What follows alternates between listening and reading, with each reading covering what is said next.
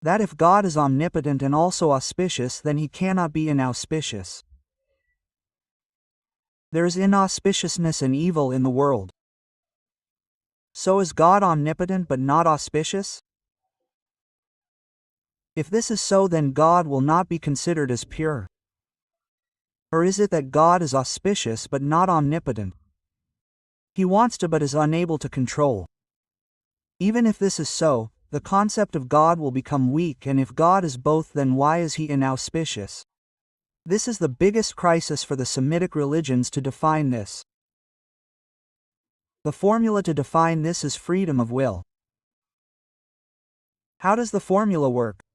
Their answer is very set, especially the answer of Christian theology is very set. God is omniscient. He has an idea of what you can do. He is omnipotent. He can easily stop you. He is auspicious and does not want any evil. Even after this, he has given a boon to humans only, not to animals or angels, only to humans. Freedom of will. And he has said that I am giving you a power that you can take decisions according to your own will. Just don't misuse it, because this is what happened in heaven. That I am giving you a choice, don't misuse it. Adam misused it. Till date Adam is here and he has children. God has given this boon to humans.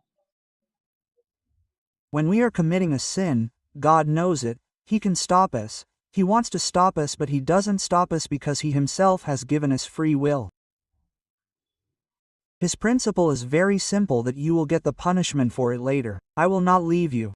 I will send you to hell. I will send you to hell. But I will not interfere at that time, because I have given you freedom of will.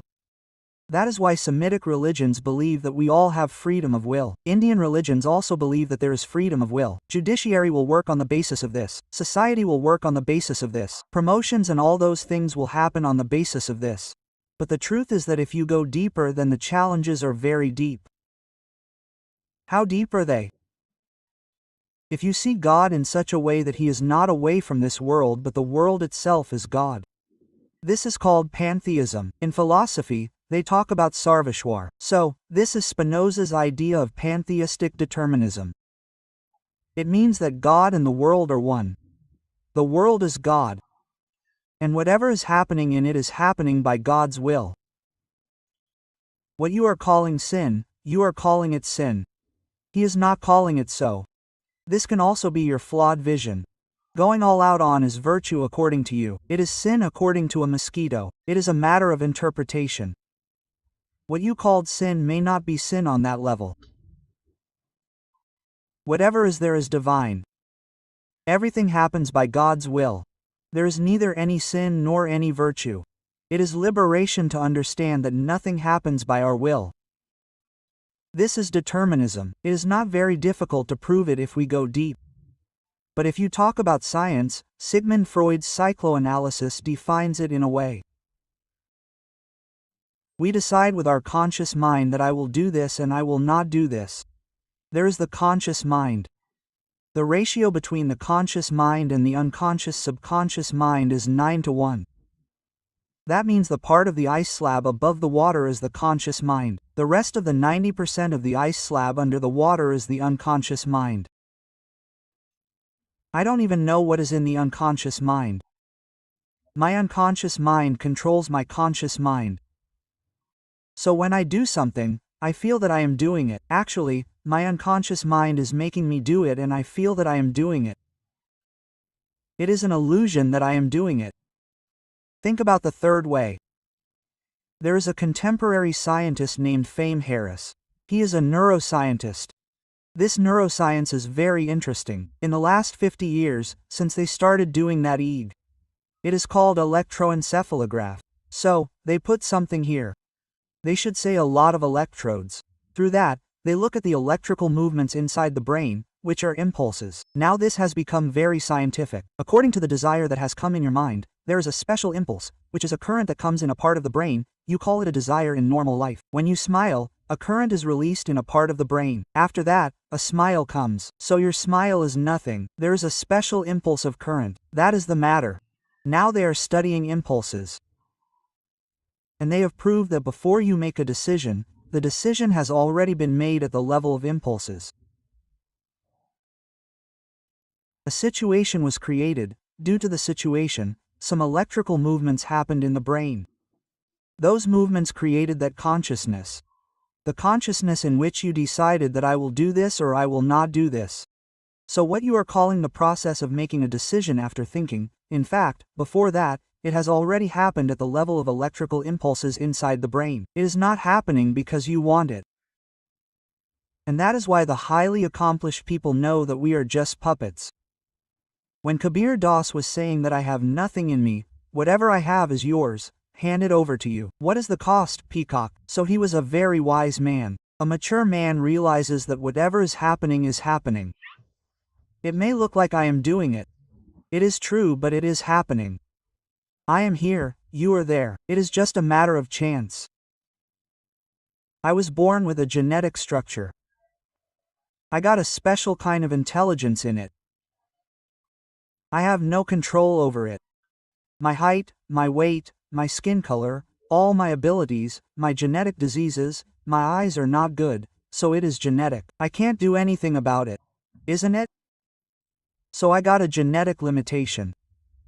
I got achievements. Then I was born in a family. The background of that family was economic, social, sanskar, its religion, caste, its values. What is the value of having a boy in it? What is the value of having a girl in it? Then I went to a special school. I made a lot of friends there. Some special friends were from the teachers there and the environment of the city or village or big city I lived in. These are interactions of thousands of parameters, and personality is formed from those thousands of times thousands of interactions. Honestly, the role of the person in the formation of this personality is 0%. Which no one wants to accept usually. We feel bad in accepting. Why should we accept this? We feel that we are a very dangerous personality. No one has been like us till date. Even if no one has been like us, it means that all those circumstances were never happening together which made us what we are. When you go through these thoughts, you understand that it means that there is nothing of ours in our existence. But there is another idea of being happy. This is called compatibilism in philosophy. Let us understand the matter with an example. You wake up your mother at 2 o'clock in the night and say that, "Mother, I am very hungry." What will be their response? Will you get a slap, or will they say, "I will cook food for you"? Will cook food. It means every child knows what his mother will do. Some mothers will slap him. Some will scold him and put him to sleep. Some will say, "Hey my son," and will immediately cook roti sabzi in the kitchen and feed him. The child has an idea beforehand. I know what my mother will do. And my mother did the same. Even then, does he have free will or not? You can say that he has free will. Whether someone has free will or not, it does not end with whether someone else knew beforehand or not. If I know beforehand that my mother will do this, even then my mother did not say it thinking that I already know it. She said it according to her own understanding. It means there is freedom of will and there is no freedom. There is a gray area in between. Like tomorrow, after 4 years when you get married, when you have a small child and you feel like taking him forward in some particular field. Suppose you want your child to play lawn tennis and you don't want to be the kind of parent who doesn't want his child to play lawn tennis by beating him. If you are a liberal modern parent, why would you do this? And you have a desire in your mind that if you make him play, then whatever happens to tennis, what will you do? You will take that child and show him 3 or 4 sports. 1 or 2 will be very dangerous. Bungee jumping is to jump from 1,000 feet. You will show him skydiving. You will show him lawn tennis. Then you will ask him, "Son, there are 3 or 4 sports. Tell me what you will play as per your choice." You know that he will say lawn tennis only. Then in tennis, you will show him 3 or 4 types of rackets and show him in such a way that he chooses what you want, and sensible people make the other person choose what they want him to choose. Now gradually he started playing. You encouraged him more. The day he played well, you gave him a prize and got motivated. If he played badly, you explained a little. In doing so, he became a great player. He will live his whole life in the illusion that he had free will. Whereas the free will was yours. It was not yours either, because your thought of making him play lawn tennis was also coming from somewhere. It had controlled you so much that you were not able to free yourself from it.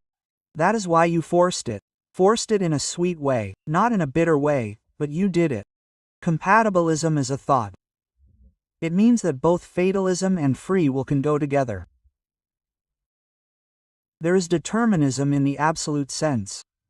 Nothing is in our control. But here we feel that we are doing it and we feel that this is enough. So it keeps on seeming that the puppets are dancing on their own. It keeps on seeming good. Whereas the puppets have to understand after a level that someone was pulling the string from above, below, from anywhere, but we were being moved by that string. But until the puppet is not aware of the string, the puppet only feels that it is dancing on its own.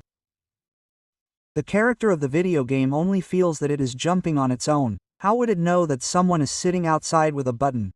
So this is what freedom of will is. I mean, this is my guess. People who are this worldly believe that these are useless things. Whatever is what it is. Freedom of will. Then what do they say? Okay, tell me whether I will punch on the right or left. If you are unable to tell, then I have freedom of will. If you say right, I will punch on the left. If you say left, I will punch on the right. So these small cute examples do not solve the questions of philosophy. These are very childish methods of dismissing deep questions. Now you are scared. I think the feeling of freedom has ended. Where have you reached in freedom?